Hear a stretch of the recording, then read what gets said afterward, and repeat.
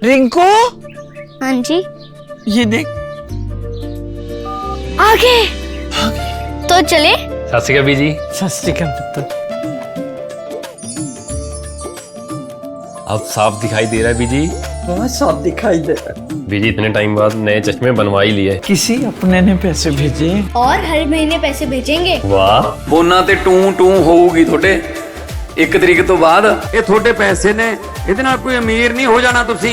ਮਾਵਾਂ ਭੈਣਾਂ ਨੂੰ ਸਤਿਕਾਰ ਦੇ ਕੇ ਮੈਨੂੰ ਖੁਸ਼ੀ ਮਿਲਦੀ ਹੈ ਇਸ ਗੱਲ ਦੀ। मुख्यमंत्री माँ बेटी सत्कार योजना, आपका अपना भगवंत मान। राम को तो लूट के खा गए, राम के भक्तों को लूट लिया।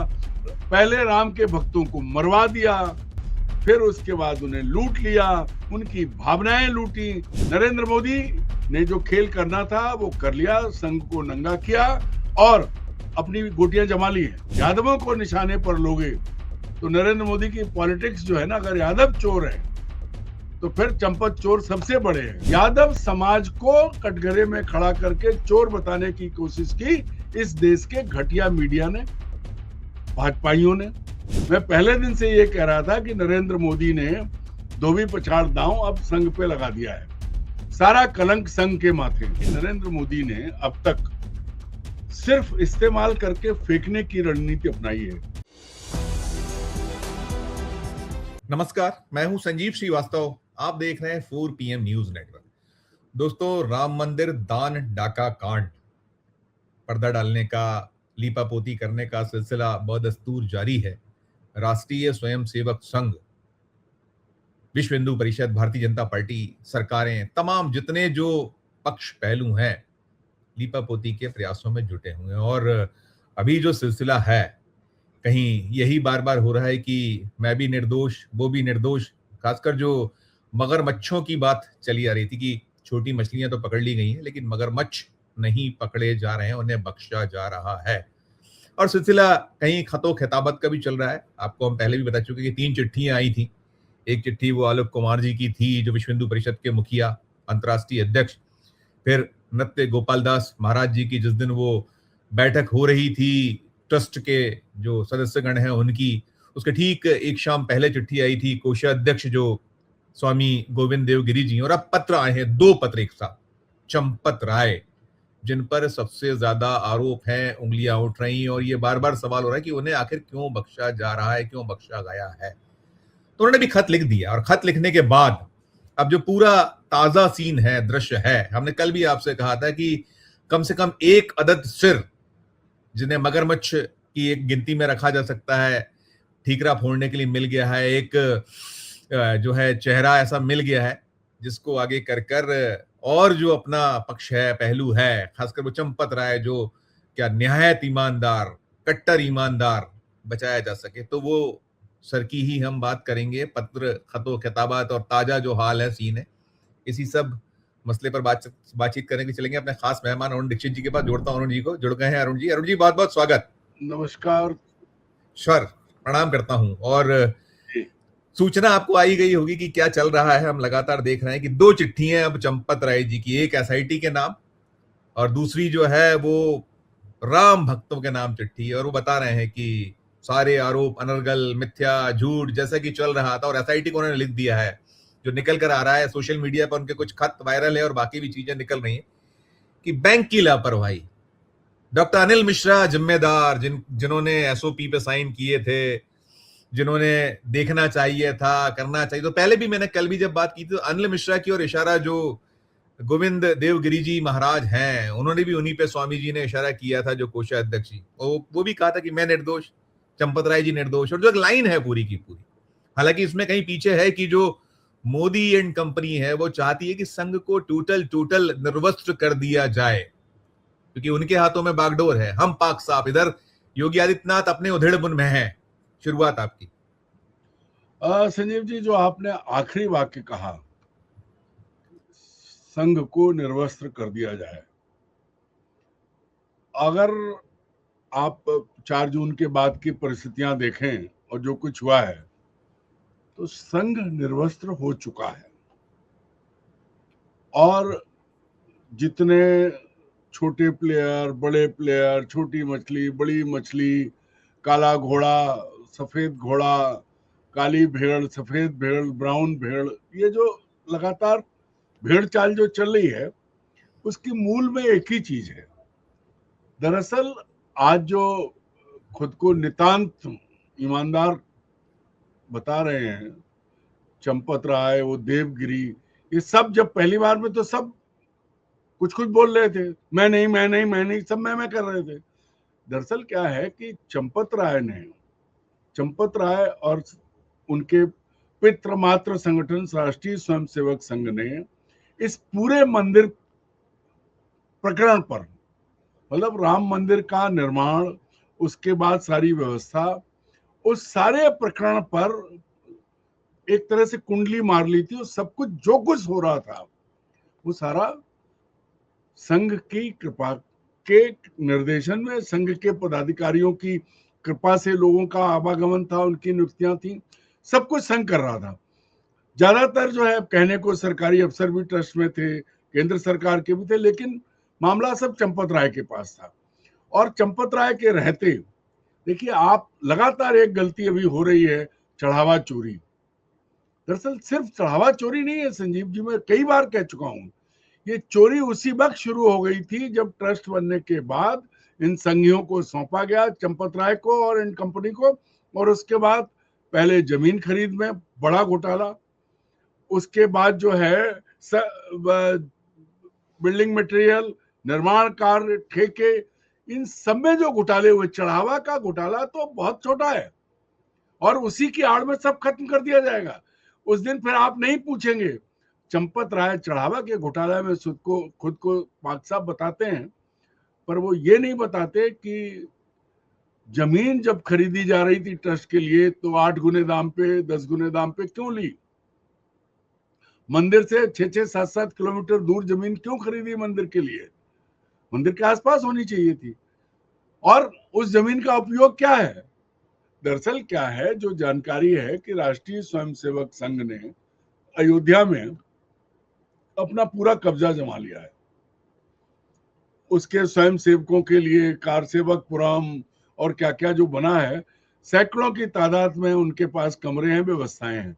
पूरी की पूरी व्यवस्था का कंट्रोल संघ यानी चंपत राय के हाथ में था और कोई नहीं। अब अगर आप बात करें, पहले, सबसे पहले जब ये बात खुली, पहले चीज खुली कैसे है, किस उस पर खुली है, आप समझिए कि बात उठी थी, कुछ नहीं हुआ, लेकिन एक व्यक्ति ने चिट्ठी लिखी पीएमओ को और उसके बाद पहले आए नृपेंद्र मिश्रा। जब पोल खुली तब नृपेंद्र मिश्रा ने एक बयान दिया, दूसरी बार नृपेंद्र मिश्रा आए तब उन्होंने डकैती की बात की, और तीसरी बार जब नृपेंद्र मिश्रा आए तब वो सीईओ नियुक्त करने की बात कर रहे थे। और ये ट्रस्ट की जो बैठक हुई उसमें हुआ। अब इस वक्त जो लड़ाई है वो राष्ट्रीय स्वयंसेवक संघ और नरेंद्र मोदी की टीम में चल रही है। मैं पहले दिन से ये कह रहा था कि नरेंद्र मोदी ने धोबी पछाड़ दांव अब संघ पे लगा दिया है, सारा कलंक संघ के माथे। क्यों? बैठा कौन है कब्जा करके? हर जगह संघ है, विश्व हिंदू परिषद है, चोरी का सारा काम संघ और विश्व हिंदू परिषद के ही लोग कर रहे हैं। तो अब जो चीजें उभर के आ रही हैं उनमें आप देखिए, पहली चीज जिसको सबसे बड़ा विलेन बनाया और बाद में उसको मतलब पूरी कम्युनिटी, यादव समाज को कटघरे में खड़ा करके चोर बताने की कोशिश की इस देश के घटिया मीडिया ने, भाजपाइयों ने। क्या कहा गया? टिन्नू यादव। और टिन्नू यादव तो राष्ट्रीय स्वयंसेवक संघ का स्वयंसेवक है, बरसों पुराना है, और उसके पास जो एसआईटी आई वो कहती है उसका कोई रोल ही नहीं है, उसके पास सिर्फ दूसरी चाबियां पाई गई हैं। दूसरी चीज जो है, ये कह दिया गया कि अखिलेश यादव ने 780 बार बात की, और वो फिर वही बात है, अपशब्द निकलते हैं। वो एक सांसद हैं जो अमाननीय होना चाहिए उनके लिए, वो ट्वीट कर रहे हैं, भाजपा के प्रवक्ता ट्वीट कर रहे हैं, झूठ फैलाने में ये जो बड़ी चीज है, संघ को भी निपटा रहे हैं, दुश्मनों को भी निपटा रहे हैं। क्योंकि नरेंद्र मोदी अब ये भी कहते हैं वक्फ की लूट पर कोई बात नहीं करता। तो ये जो चीज है, संघ को इन्होंने, लड़ाई नरेंद्र मोदी और संघ की हुई, वर्चस्व की लड़ाई है, और संघ को निर्वस्त्र कर दिया मोदी जी ने। अब कुछ भी कर ले चंपत राय, कुछ भी हो जाए, भले ही संघ में ट्रस्ट में बने रहे क्योंकि सदस्य हैं, लेकिन चंपत राय के जो उनका चीरहरण हुआ है वो वापस इज्जत नहीं पाएंगे, क्योंकि चंपत राय ने चोरों को संरक्षण दिया है, चढ़ावे में नहीं, जमीन खरीद में, मंदिर के निर्माण में। और 2200 करोड़ रुपया अगर खर्च हुआ है, 40% कमीशन की बात तो सब जगह आ गई। पत्थर में तो 500% ज्यादा लिया है, तो आधा आधा तो हो गया ना। 2200 करोड़ में 800 करोड़ भी 40% पे मान लो तो चढ़ावा से बहुत ज्यादा है। और यही दिखाएंगे ये आपको पूरे देश को बताएंगे चढ़ावा आया 2200 करोड़ में 400 करोड़ के आसपास, 400 करोड़ प्लस होगा, 40 नहीं 400 करोड़ प्लस होगा। 2200 करोड़ में 40 800 करोड़ जाएगा, 40% की बात कर रहा हूं मैं। जी जी जी 800-900 करोड़ जाएगा, वो कह रहा हूं मैं। तो ये जो है, इन्होंने खेल क्या करना है, इन्होंने आड़ ले ली चढ़ावे की 100-200 करोड़, उसमें भी कुछ 2-3 करोड़, फिर 2-3 करोड़ में भी कहेंगे 80 लाख पकड़ लिए। और एसआईटी ने भी बता दिया सब, जिसको कहते हैं अरुण जी आंकड़े निकल कर आ रहे हैं। आंकड़े आए हैं, 2 आंकड़े बड़े चौंका रहे हैं। अभी जैसे हुआ है कि उन्होंने कहा है कि हम जो चाहे वो प्राण प्रतिष्ठा हो, उस समय जो खर्च हुआ था उसका एक ऑडिट किया जाएगा। बाकी भी ऑडिट की बात हो रही, सोना चांदी जेवरात सबका एक ऑडिट करेंगे, उसकी सूची बनाएंगे, तमाम बातें अब हो रही है। लेकिन एक बड़ा दिलचस्प आंकड़ा है, आप देखिएगा उसमें एक मिनट प्राण प्रतिष्ठा में 8000 लोग आए और खर्चा है 113 करोड़। पर हेड आप जोड़ लीजिए, 14 लाख रुपए से ज्यादा पर हेड आ रहा है एक चीज।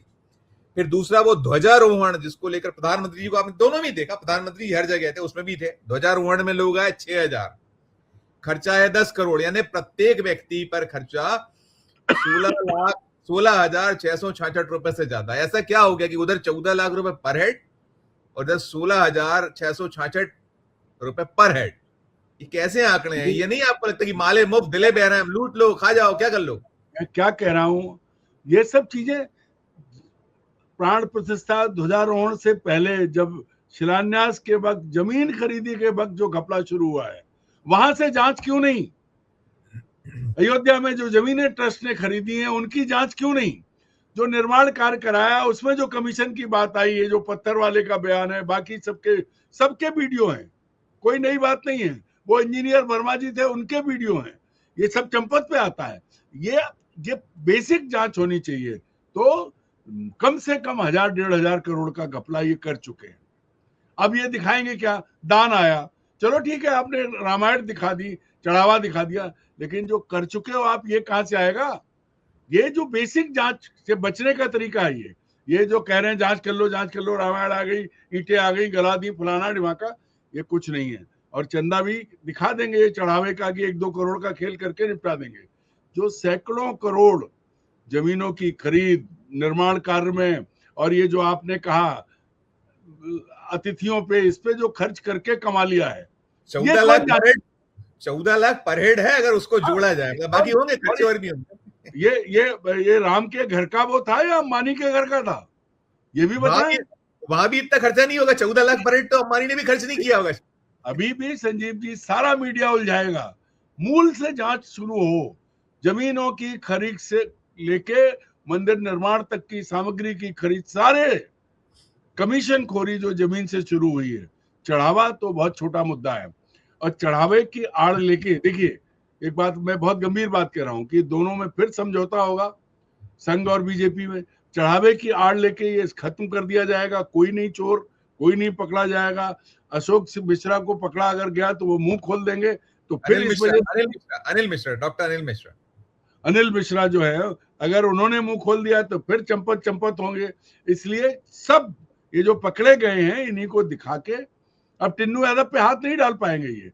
ये सोचा था कि यादव को खेल लो तो अखिलेश को फंसा लो, तो उत्तर प्रदेश में अगर आप यादवों को निशाने पर लोगे तो नरेंद्र मोदी की पॉलिटिक्स जो है ना, अगर यादव चोर है तो फिर चंपत चोर सबसे बड़े हैं। और यादव पर तो एसआईटी ने क्लियरेंस इसीलिए दे दी कि उनके पास सिर्फ चाबियां पाई गई हैं। मूल बात यह है कि सिर्फ आई बात है। नहीं, इसमें भूमिका क्या अनिल मिश्रा पे एफआईआर की मान सकते हैं? इसको जो चल रहा है फिलहाल, उन पे कर दो एफआईआर, ऐसा लगता है? देखिए, बलि का एक बकरा तो बनाना है, क्योंकि मगरमच्छ, सबको बचाना। बलि का मगरमच्छ, मगरमच्छ की बकरा मगरमच्छ छोड़, नहीं, मगरमच्छ तो चंपत है, ठीक, उसको ठीक। चंपत करना है, बलि का बकरा बनाना है। और ये जो हजारों करोड़ का खेल हुआ है उसको दबाना है। उस पर आप और हम बात कर रहे हैं, लेकिन सोशल मीडिया पे उठ रही है। तो अनिल मिश्रा को भी लाके उसमें और थोड़े समय में उसको खत्म कर दिया जाएगा। जो लोग जेलों में हैं, जो गिरफ्तार हुए, वो भी खत्म छूट जाएंगे और हम और आप भूल जाएंगे। सारी तैयारी इसके बदले में होगा ये कि ट्रस्ट में मोदी का सीईओ आ जाएगा, ट्रस्ट में मोदी के अपने लोग कंट्रोल में आ जाएंगे, संघ का कंट्रोल धीरे से खत्म करके मोदी अपने कंट्रोल में लेंगे। और जो मनमानी संघ कर रहा है, क्योंकि संघ ने सब कुछ कर लिया है, संघ मतलब चंपत राय अपनी भूमिका बता रहे, तो जांच, अगर ईमानदारी से जांच हो तो जांच शुरू से होगी और आखिर तक होगी। आखिर का मामला जो उठा है चंदा चढ़ावा चोरी का, ये तो टिप ऑफ आइसबर्ग है, कुछ नहीं है। खा तो पहले गए हैं और उसी की लड़ाई है भाई। अयोध्या में संघ बिखरा पड़ा, संघ ने पूरा कब्जा कर रखा है। मतलब 100 करोड़ में जमीन खरीदी मंदिर से कई किलोमीटर दूर, और उसमें हो क्या रहा है मंदिर के लिए चारा बोया जा रहा है। जितनी बातें आप कर रहे हैं मैं तो ये देख रहा हूँ, पहले दिन से आपने जो कहा कि भाई 7 तारीख को विसिल ब्लोअर सामने आए, अखिलेश यादव ने उसको स्पष्ट किया, पहले 4 को हो चुका था, पकड़ा गया था, दबा दिया गया था, सारा सब कुछ सामने है। अब दिलचस्प है कि अब आज जाकर जो है कुछ 3 जो आरोपी हैं, वो 8 जो छोटी मछलियां, उनमें 3 की 24 घंटे की पुलिस रिमांड मिली है, सिर्फ 24 घंटे की। आप कल्पना करें कि इतना बड़ा मामला, जहां अगर यही कहीं दूसरे होते लोग, अगर ये गैर भाजपाई, गैर आरएसएस, गैर जो ऐसे दल होते, एनडीए दल अलग होते, इतर दल होते, कुछ होता है कहीं और कोई होता है, ये तो अब तक तो ईडी, सीबीआई, इनकम टैक्स और क्या क्या उतर चुका होता, कितने छापे, कितने क्या। यहाँ अभी आ रहा है 24 घंटे की मात्र जो है एक रिमांड ली गई और बड़े उस पर कॉलर ऐसे ऊंची की जा रही है, 24 घंटे की रिमांड। अब देखिए संजीव जी, एक और मजेदार बात है। लोग कहेंगे क्योंकि भगवान ने मुझे ब्राह्मण के घर में पैदा किया हुआ है, मेरा सरनेम ब्राह्मण है। इस मंदिर में अब कौन, पहले इन्होंने कोशिश की कि पिछड़े वर्ग के, मतलब अहीर को फंसा दो, टिन्नू यादव को ले लो। अब जो अंदर है वो सारे ब्राह्मण हैं, अशोक मिश्रा भी ब्राह्मण है।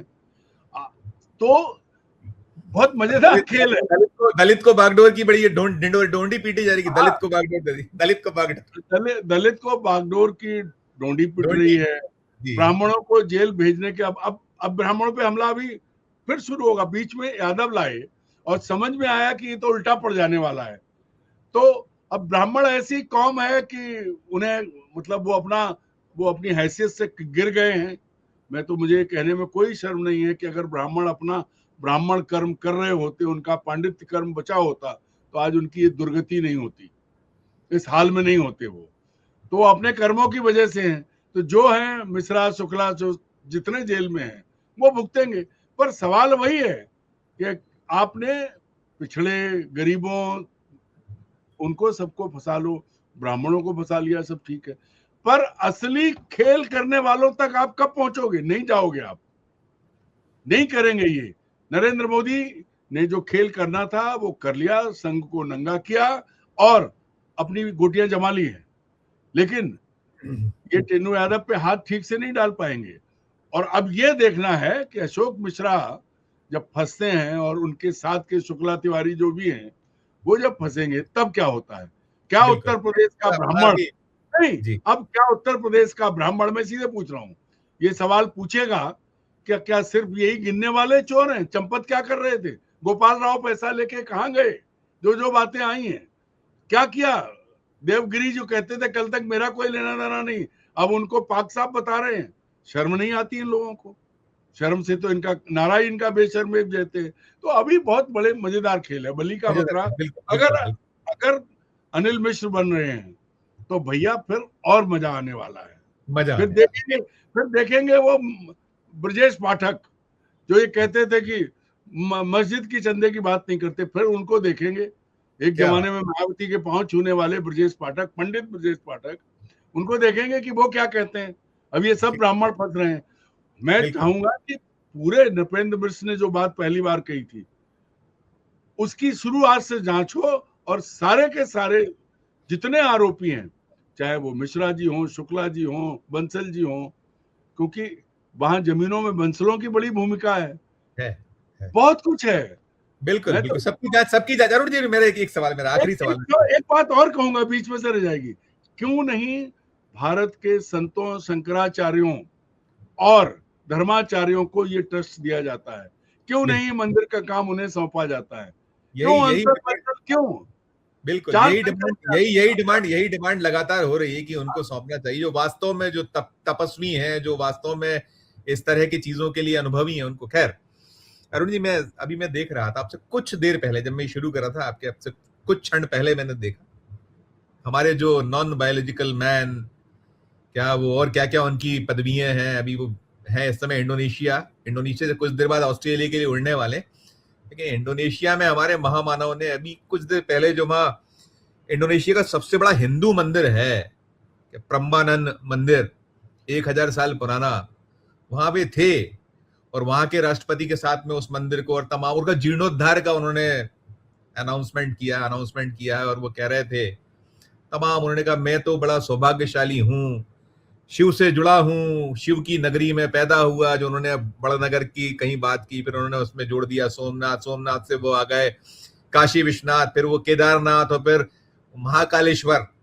राम का नाम भी उनकी जुबान पर नहीं आया। मैंने उनका भाषण पूरा सुना। जो राम के नाम पर आए हैं, राम को लाए हैं, राम के नाम पर उद्धार कर दें। तो मैं विस्मित था कि एक बार तो कह देते वो मर्यादा पुरुषोत्तम राम, वहां से मैं आता हूं, बनारस का नाम ले रहे हो सबका, उस नगरी का नाम नहीं ले रहे। बहरहाल संजीव जी, टोटल उनको तमाम सौभाग्य, भाग्य और ये और पुनर्निर्माण, अरे इनको भूल गए राम को। महाराज क्या हुआ नॉन बायोलॉजिकल मैन? अंतिम टिप्पणी आप कर दीजिएगा। मेरा ये कहना है कि नरेंद्र मोदी ने अब तक सिर्फ इस्तेमाल करके फेंकने की रणनीति अपनाई है।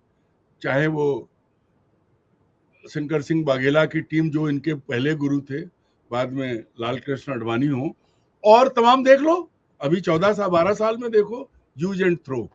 यही भगवान का है कि राम का इस्तेमाल किया, राम ने पूरी मदद नहीं की क्योंकि 240 पे रुक गए।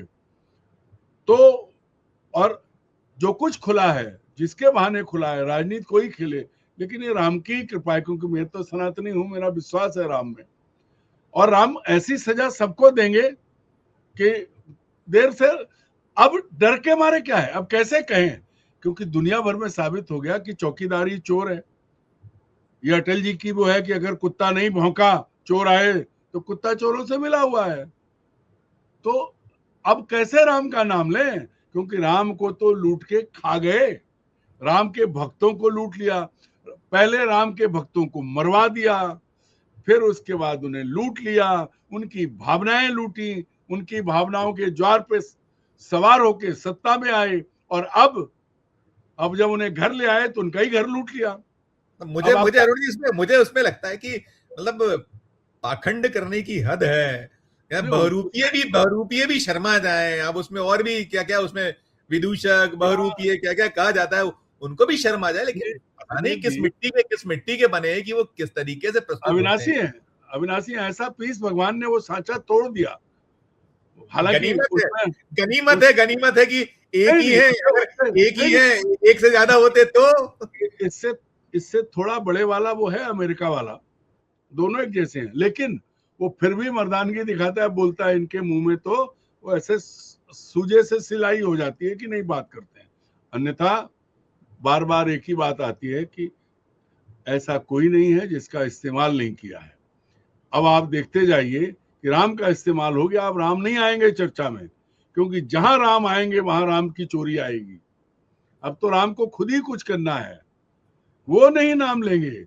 अन्यथा भारत में, मैं आखिरी बात कह रहा हूं कि भारत में नहीं, पूरी दुनिया ने देखा था कि नरेंद्र मोदी पर्ची में योर एक्सीलेंसी कर रहे थे, और भारत का कुत्ता मीडिया, अब डॉग मीडिया भी नहीं कहेंगे, कुत्ता मीडिया, क्या खबरें चली थी, मोदी ने ट्रंप को औकात बताई। देखे थे आपने भी और हमने भी। तो ये जब हो जाता है, और उसके बाद भी एकमात्र नारा संघ और मोदी का है, बेशर्म एव जयते। बस नहीं, आपकी वो जो एक लाइन एक शब्द है कि वो राम जो है वो देख लेंगे, उनकी लाठी में आवाज नहीं होगी और जब आएगा वक्त तो सब कुछ होगा। शुक्रिया अदा करूंगा, बहुत शुक्रिया, बहुत आभार, धन्यवाद। दोस्तों आप सुन रहे थे हमारी चर्चा और हमने जैसा बताया कि क्या चल रहा है, खत खत हो रहा है खेलना। और प्रधानमंत्री जी का इंडोनेशिया में जो सबसे बड़ा हिंदू मंदिर, राम नाम जुबान पर नहीं आया, तो ये सीन है, ये दृश्य है। आपकी अपनी जो राय हो, आपकी अपनी जो टिप्पणी हो, जरूर हमारे इस वीडियो के कमेंट बॉक्स में जाकर कीजिएगा, टिप्पणी राय दीजिएगा। और अच्छी लगे हमारी ये चर्चा तो चैनल को लाइक कीजिए, सब्सक्राइब कीजिए, ज्वाइन का बटन दबाइएगा तो हमारी हौसला अफजाई होगी। प्यार और इस्तेमाल देखते रहिए 4 PM न्यूज नेटवर्क। धन्यवाद, नमस्कार।